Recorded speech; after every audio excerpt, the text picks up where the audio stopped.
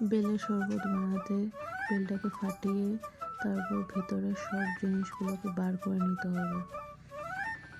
চামচের সাহায্যে বা ছুরির সাহায্যে আপনারা বের করে নিতে পারেন, বা বিভিন্ন আজকাল মেশিন বেরিয়েছে, এগুলো দিয়েও বের করতে পারেন।